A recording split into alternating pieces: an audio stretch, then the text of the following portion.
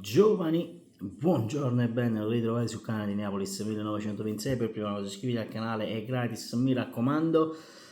Signori, oggi, lunedì 1° luglio, si apre ufficialmente il calciomercato, mentre altre squadre hanno già presentato diversi acquisti. La Juventus, se non sbaglio, ha presentato Luiz.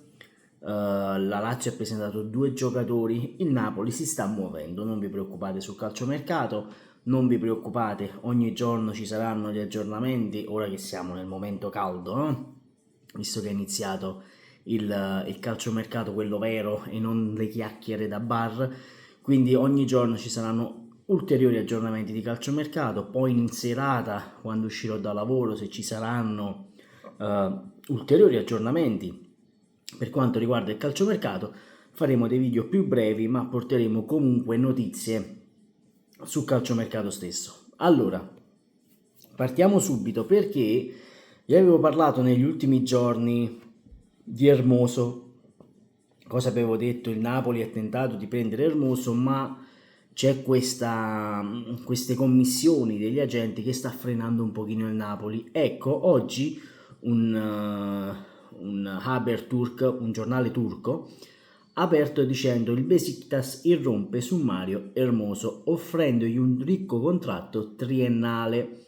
In questo momento sarebbe in vantaggio sul Napoli, che deciderà entro questa settimana se effettuare un rilancio per Hermoso o virare su altri obiettivi.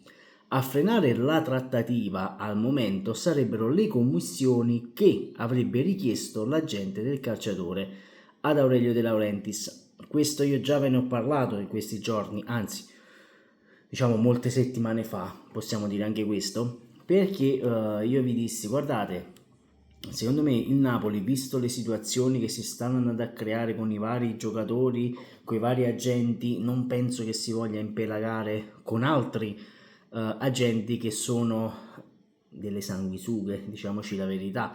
Lo stiamo vedendo anche con Zirkzee, che era fatta per il Milan. Abbiamo l'accordo con Zirkzee di qua e di là e poi non se ne è fatto nulla, proprio perché costa più la commissione alla gente che al calciatore stesso. Il Napoli sta facendo queste valutazioni e dire: perché devo dare dei soldi in più per il giocatore che accetterebbe volentieri la destinazione Napoli. Questo lo sappiamo perché ce l'hanno riportato diverse testate giornalistiche, anche vari esperti di calciomercato, fra cui Fabrizio Romano, Di Marzio, e stavano dicendo: il giocatore accetterebbe molto volentieri la destinazione Napoli, ma c'è sempre questo interrogativo delle commissioni agli agenti. Quindi per questo il Besiktas, scusatemi, sta rilanciando questa offerta, ma il Napoli di sicuro non farà un'asta per un giocatore che, vero, lo paghi zero perché è un parametro zero, ma di sicuro non farà un'asta per andare incontro alle richieste del procuratore del giocatore. Ragazzi, sarebbe pura follia, sarebbe veramente pura follia. E poi naturalmente c'è il tormentone Victor Osimhen, che ne ha parlato oggi nuovamente Fabrizio Romano, dicendo: l'intento di Victor Osimhen è quello di lasciare il Napoli quest'estate, come ha già dichiarato diversi mesi fa il giocatore. Sappiamo tutti, ragazzi, che quel contratto a 10 milioni non sarebbe mai durato, però c'è questa cosa che c'erano degli accordi prima dell'arrivo di Conte, dove Osimhen si sarebbe impegnato, il procuratore di Osimhen si sarebbe impegnato a trovare questa benedetta squadra che potrebbe pagare questa clausola da 100 milioni di euro. Ad oggi, che siamo al primo giorno di calciomercato, a Napoli non sono arrivate nessuna di queste richieste da 120 milioni. Continua Fabrizio Romano dicendo: dopo un giugno tranquillo, il Napoli si aspetta che arrivino proposte per Victor Osimhen. La clausola rescissoria è di circa 100 milioni di euro. Victor preferisce la Premier, ma tutte le strade sono ancora aperte. Queste strade sono forse quelle arabe che io ieri vi ho parlato, l'Al Ali, che sarebbe disposto a pagare anche questa clausola da 120 milioni di euro, ma sarebbe anche disposto a ricoprire, scusatemi, Victor Osimhen di soldi. Questo lo sappiamo perché gli arabi, ragazzi, sappiamo tutti che non hanno problemi economici. Salvo poi non so a quale scopo portare un giocatore così giovane a giocare un campionato arabo, e secondo me Victor non accetterà mai. L'aveva fatto anche Zelinski questa proposta di contratto, ma Zelinski l'ha rifiutata proprio perché si sente ancora giovane, e quindi non vuole andare a mettersi in un campionato che, ragazzi, sinceramente è come una Serie B, una Serie C. Diciamoci la verità, sì, ti riempiono di soldi, quello che ti pare, però ragazzi, guardate tutti i giocatori che sono andati lì in questi europei, hanno fatto una fatica disarmante a stare dietro al ritmo che c'è oggi in Europa. Hanno fatto veramente fatica. L'unico forse che si salva è Kanté, ma Kanté è una cosa, sì, N'Golo Kanté è uno che è fuori dal mondo, quello dove lo metti ti farà sempre il partitore, ma a prescindere, proprio perché è un giocatore forte.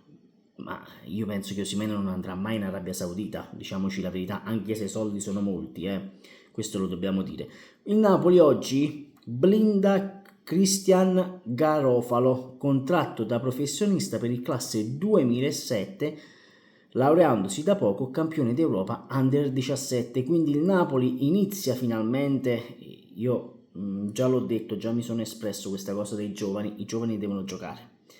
I giovani devono giocare perché sono il futuro dell'Italia. Noi vinciamo l'Under 16, l'Under 17, l'Under 20, l'Under 21, tutto quello che vi pare. Poi ad arrivare a fare il salto di qualità, questi giocatori non lo faranno mai perché vengono dati in prestito di qua, prestito di là. Lasciate questo ragazzo, Christian Garofalo, vi prego, fatelo lavorare con Conte. È un Under 17, sti cazzi, se non è pronto quest'anno sarà pronto il prossimo anno. Io sono uno di quelli che dice che i giovani devono giocare perché i giovani sono il futuro. I giovani sono il futuro, ragazzi. Non mi venite a dire la pressione della maglia. Ragazzi, Yamal gioca nel Barcellona, Bellingham gioca nel Real Madrid, Mbappé giocava nel Paris Saint-Germain e si faceva le partite di Champions League. Holland si faceva la Champions League. Cioè, quindi smettiamo di dire l'età non conta nulla, voglio. Se uno è forte è fortissimo, l'abbiamo visto ieri con Yamal contro la Georgia. Qualcuno mi ha detto ma era la Georgia. Ragazzi, ma intanto te con la Spagna hai abbassato la testa, ne hai fatto un cazzo. Almeno la Georgia ha giocato meglio dell'Italia, questo lo dobbiamo dire.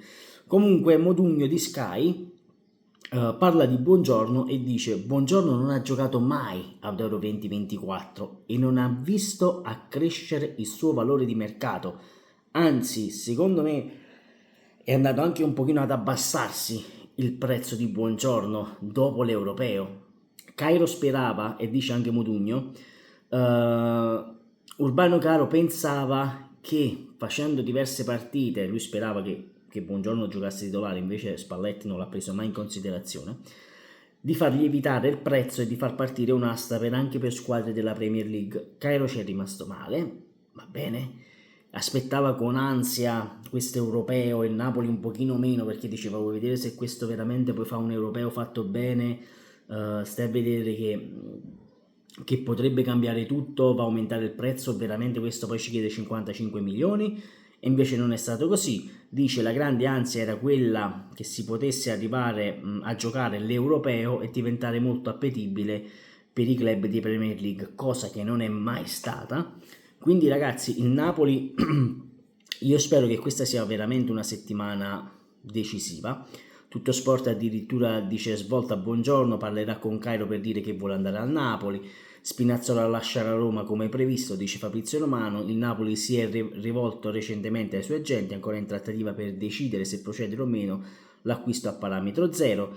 La prima pagina del Corriere dello Sport apre con Buongiorno Spinazzola, la settimana decisiva per il Napoli. Queste erano tutte le news di calciomercato. Anzi, oggi esattamente 2 anni fa veniva presentato un giovane ragazzo georgiano, veniva presentato Kvicha Kvaratskhelia nello stupore generale nel dire questo è l'erede di Lorenzo Insigne, siamo messi bene.